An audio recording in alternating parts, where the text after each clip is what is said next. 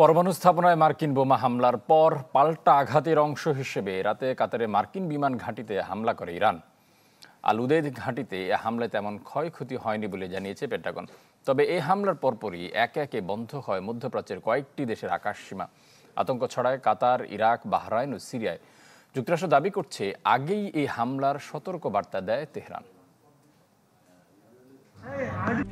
RICL TMX, যুগের পর যুগ স্থাপনা থাকে মজবুত।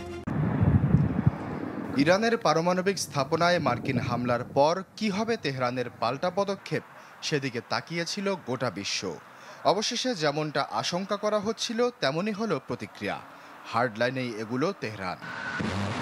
লক্ষ্যবস্তু হিসেবে কাতারে মার্কিন ঘাঁটিকে বেছে নিল ইরান।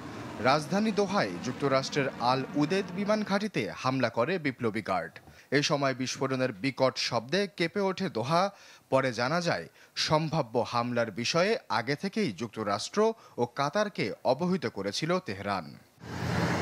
কাতারে হামলায় যখন কোনো ক্ষয়ক্ষতি হয়নি দাবি করে কোনো মতে স্বস্তির নিঃশ্বাস ফেলছে পেন্টাগন, তখন মার্কিন অহমে ফের ইরানের হামলা।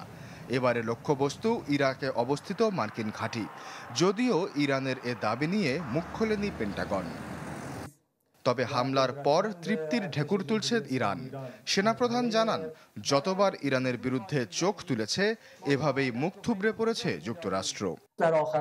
এটি নতুন কিছু নয়। প্রাচীনকাল থেকেই ইরানের বিরুদ্ধে নানা অপরাধমূলক কর্মকাণ্ডে নেমেছিল যুক্তরাষ্ট্র। তবে ইতিহাস দেখুন, যতবার যুক্তরাষ্ট্র সন্ত্রাসবাদে নেমেছে ততবার তার সমুচিত জবাব দিয়েছে তেহরান।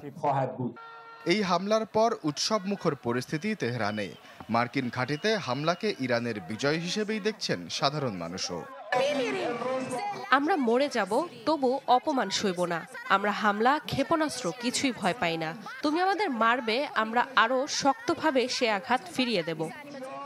কাতার ও ইরাকে ইরানের ক্ষেপণাস্ত্র হামলার পর মধ্যপ্রাচ্যের বেশ কিছু দেশ বন্ধ করে নিজ নিজ আকাশসীমা।